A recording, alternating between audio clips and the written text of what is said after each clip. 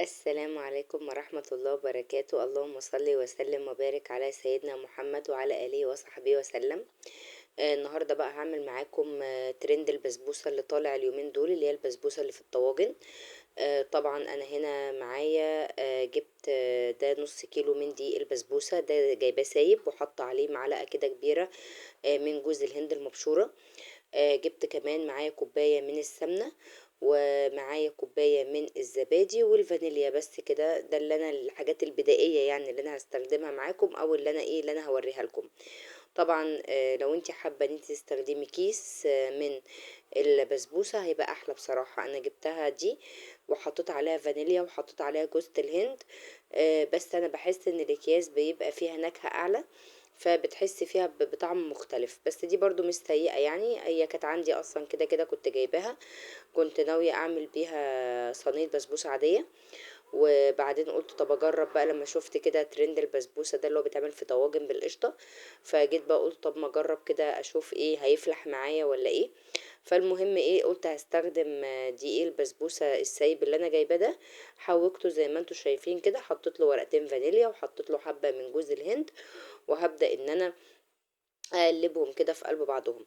طبعا يعني انا يعني صريحه معاكم، يمكن انا من الناس اللي ما باجي اعمل بسبوسه مش دايما بتنجح معايا، واغلب الوقت بتبقى ناشفه، يا اما ببقى سايبه الشربات تقيل، يا اما بيبقى بارد، يا اما بسها قوي فبتنشف معايا. المهم يعني ايه، مرتين كده كنت اعملها، يا اما تسيب مني قوي يا اما تنشف قوي.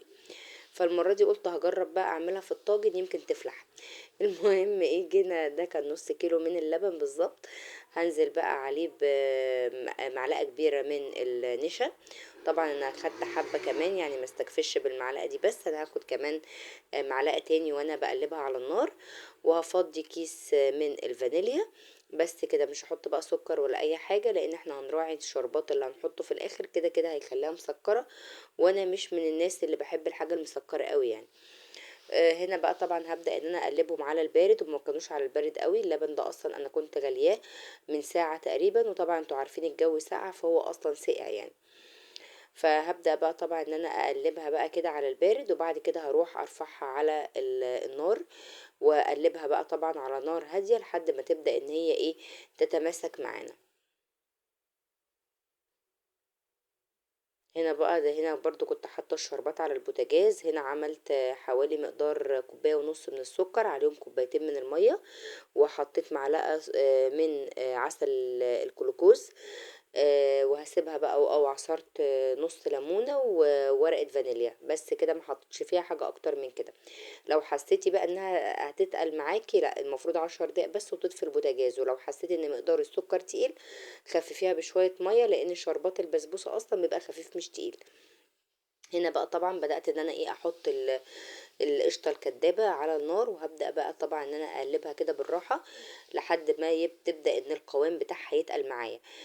طبعا وانا بقلبها حسيتها انها خفيفه شويه، فدوبت معلقه من النشا تاني في حبه ميه ونزلت بيهم عليها. اوعي تحطي النشا كده ناشف عليها، هيكلكع وهيعمل منك كتل. لا، دوبيه في شويه ميه كده وحطيه، هيديكي بقى الايه، هيديكي القوام ده. هنا بقى طبعا لما بدأت خدت القوام اللي انا محتاجاه، هطفي بقى البوتاجاز واسيبها بقى ان هي ايه تبرد شويه. ولو ان انا ما سبتهاش يعني بردت قوي، أنا على ما عجنت البسبوسه هي ما كانتش بردت قوي للدرجه، فكانت سخنه شويه وانا حطاها. انما انت يفضل سيبيها تبرد شويه. طبعا هنا بقى هبدأ ان انا اجهز لعجينة البسبوسة، وهقول لكم على الغلطة اللي انا وقعت فيها. يعني كنت مترددة لما عملتها، قلت طب مش طالعة حلوة قوي مش هنزل الفيديو. بعدين جيت قلت لا، هتكل على الله بقى وانزله، وهقول لكم على الغلطة اللي انا غلطتها ما خدتش بالي منها بصراحة يعني، الا بعد ما عملت. هنا بقى طبعا الاول هنزل بكوباية السمنة، وهبدأ ان انا اقلب بقى بالراحة كده. وبعد كده بعدها بشوية هبدأ بكوباية الزبادي وهقلبهم. الغلطة اللي انا لسه بقول لكم عليها، اللي انا كان المفروض اعملها، كان المفروض استخدم ايدي. انا استخدمت المعلقة، فحسيت ان البسبوسة يعني كان فيها ايه كتل كده، يعني تخينة شوية، ما كانتش مفرولة. يعني هي في النهاية بصراحة طلعت مرملة لما انا سويتها. لا بصراحة كانت مرملة وادتني نتيجة احلى من لما كنت بعملها صينية على بعضها. ادتني بصراحة نتيجة احلى، بس انا قلت لو انا كنت عملتها بايدي يعني فرولتها بايدي كده كانت هتبقى احسن. بس معرفش ايه اللي خلاني ان انا ما استخدمش ايدي واستخدم المعلقة. فاللي حصل يعني. فانتي بقى لما تيجي تعمليها يفضل ان انتي بايديكي كده ايه وتبسيها بايديكي افضل يعني. طبعا احنا مش عايزينها عجينة، لان احنا لو عملناها عجينة هتنشف. يعني انا اكتشفت ان المرات اللي هي ما كانتش بتنجح فيها معايا انا كنت بحط لها زبادي وبحط لها لبن وكنت بعجن فيها.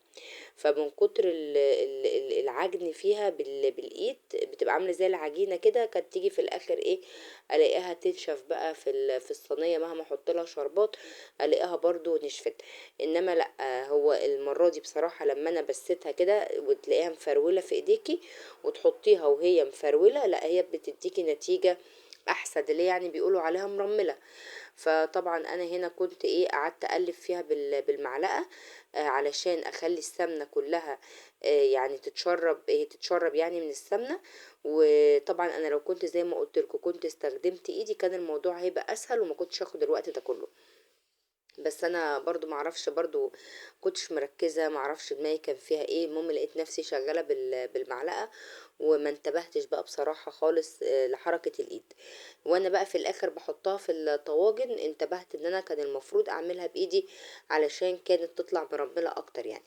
هنا بقى طبعا برضو بالمعلقة وهبدأ ان انا ايه اقلب بقى ايه الزبادي بقى فيها لحد ما يبدأوا كلهم يعني يمتزجوا كده مع بعضهم.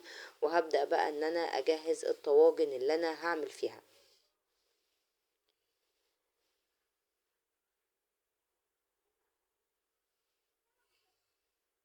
هنا بقى بصوا كنت بحاول كده ان انا ايه ان انا ادوب الزبادي فيها، ويمكن لما حطيت عليها الزبادي بدأت ما بقتش كلها ايه مرملة كده، بدأت تاخد فيها حاجات كانت مكتلة.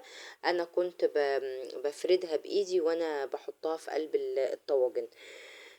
بس هنا بقى كده انا حسيتها كده ان هي ايه يعني يعتبر كده خلاص مش محتاجة حاجة تاني. ماما كانت بتقولي كنت احط لها حبة لبن، بس انا حسيت ان هي كده يعني في الاخر بصراحة دت النتيجة اللي هي الترميلة لقيتها وانتي بتاكليها كده تحسيها انها مرملة.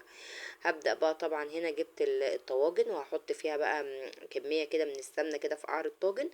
وهبدأ بقى ان انا اخد حبة من البسبوسة واحطها الاول في قاع الطاجن. طبعا ممكن تعمليها كلها على بعضها في صينية واحدة بالطريقة دي، وممكن تعمليها في طواجن، بس انا قلت اجربها بصراحة زي ما شفتها واشوف النتيجة عاملة ازاي.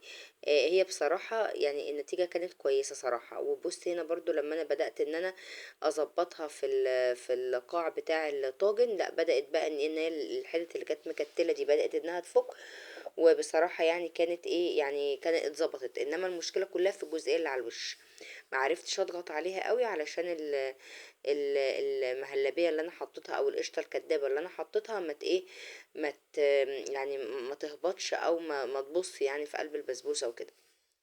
فاهم حاجة الطبقة اللي على الوش ما تضغطيهاش بايديكي علشان القشطة الكدابة ما يعني ايه ما تختلطش كده بيها وما يعني اقول ايه مش عارفة بيقولوها ازاي يعني ما تتهرس يعني في قلب الايه في قلب الطاجن يعني. هنا بقى احط بقى كمية مناسبة كده زي ما انتوا شايفين من القشطة. انتي بقى طبعا لما تحطي الكمية دي ما تقفليش على طول بالبسبوسة على الوش، سيبيها شوية كده تهدى وبعد كده ابداي ايه حطي. فانا طبعا الطاجن اللي كنت بخلصه كنت بركنه على جنب.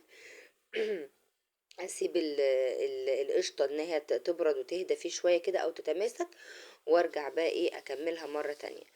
هنا برضو هعمل الطاجن التاني. طبعا احنا يعني طلع بتاع حوالي يعني 6 طواجن بالطريقة دي. 3 حطيت عليهم لوز، والتلاتة التانيين رشيت على وشهم جوز الهند.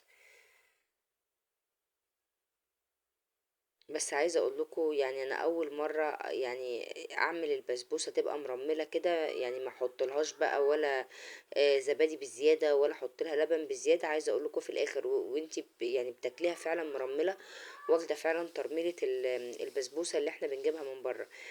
يعني ان شاء الله هحاول اجربها برضو مرة تاني برضو كده في صينية من غير قشطة، واشوفها برضو هتديني نفس النتيجة لما اجي اقطعها ولا لا. هنا برضو هبدأ ان انا ايه احط برضو في نفس الطاجن ده زي ما عملت الطاجن اللي فات، احط برضو كمية مناسبة من القشطة زي ما انتوا شايفين برضو كده. بصوا هي سخنة قوي، يعني كان المفروض اسيبها تبرد شوية. طبعا اول يعني الحاجه لما بتفرج عليها بحب ان انا اجربها، بس احب اقول لكم انا ماليش في الحلويات قوي، حتى في طريقه عمل الحلويات انا من الناس اللي كائن يعني بميل للحوادق شويه، مش الحاجات المسكره. فانا يعني انا بعترف انا مش شاطره قوي في الحلويات، لان انا ماليش فيها قوي اصلا يعني بصراحه. بس لما بشوف الحاجة واحب ان انا اجربها بجربها، وما بتكسفش ان انا اطلع اقول ان انا اول مرة اجرب الحاجة دي او اول مرة اعملها، او الحاجة دي باظت مني في كذا او كان المفروض اعمل كذا. لان يعني انا يعني الحمد لله من اول ما بدأت ان انا انزل فيديوهات وانا صريحة معاكم، الحاجة اللي بتنجح معايا بقول لكم حلوة، الحاجة اللي مش قوي بقول لكم مش طالعة قد كده، الحاجة اللي بحس ان انا ما عملتهاش كويس بقول زي البسبوسه كده بالظبط. ما قلت لكم ان انا كان المفروض اعملها بايدي شويه عشان افك التكتلات اللي فيها. فيعني كل حاجه بصراحه عملتها، وزي ما عملتها ايه بنزلها لكم بوريها لكم، مش عيب، احنا كده كده كلنا بنتعلم، واول مره ممكن يبقى فيه اخطاء، تاني مرة اكيد هتبقى النتيجة طبعا افضل من الايه من الاول. هنا بقى زي ما انتوا شايفين كده، دول انا عملتهم رشيت عليهم جوز الهند، ودول حطيت عليهم لوز. هنا بقى طبعا كنت مسخنه الفرن، هدخلهم بقى طبعا في قلب الفرن، ما نحطوش من تحت، نحطه على يعني الشبكة. لو انت فرن كهربا هتظبطي طبعا فوق وتحت، لو فرن البوتاجاز زي ما انا حطيت كده في فرن البوتاجاز هحطه في الطبقة اللي في النص. وبعد كده لو احتاج الشواية تمام، ما احتاجهاش، او هنا بصراحة احمر لوحده تلقائي ما احتاجش الشواية. هنا بقى طبعا الشربات طبعا كنت طفيت عليه وكان سخن، بس ما كانش سخن للدرجة. هبدأ بقى طبعا ان انا ايه انزل بقى كده عليها بكمية مناسبة من الشربات، وطبعا لو حابة تحطي شربات اكتر من كده حطي، بس انا زي ما قلت لكم انا ما بحبش الحاجة اللي بتبقى مسكرة قوي زيادة عن اللزوم يعني. هنا برضو احط حبة تانيين، لان حسيت ان هو ايه، بصوا الشربات مع سخونة البسبوسة عامل زي طشطشة كده من الجنب. يعني هي بصراحة نتيجتها حلوة بصراحة، يعني ما اقدرش انكر برغم كده، بس لا طعمها حلو. وفكرة القشطة انها تبقى في نص البسبوسة مديها بصراحة طعم حلو قوي يعني بصراحة. زي ما قلت لكم تقدري تعمليه في طاجن، وممكن تعمليها على فكرة في صينية قالب عادي، زي ما عملنا نفس الخطوات دي بس تعمليها في قالب. هنا بقى طبعا سبتها شوية لحد ما تبدأ ان هي تتشرب الشربات بتاعها، وبعد ما احس انها اتشربت الشربات بقى كله هوريكم واحنا بقى طبعا بناكلها. هنا بقى بصوا هنا كانت سخنة، طبعا كان المفروض اسيبها تبرد شويه، بس انا بصراحه ما صبرتش عليها. عايزه اقول لكم والله بجد طلعت حلوه ومرمله، والبسبوسه مش ناشفه، وبالعكس خالص جميله جدا، والترميله بتاعتها باينه فيها، وكمان القشطه موجوده في النص زي ما هي. اتمنى بقى لو انا فلحت واول مره اعملها يعني تشجعوني، واشوفكم على خير ان شاء الله.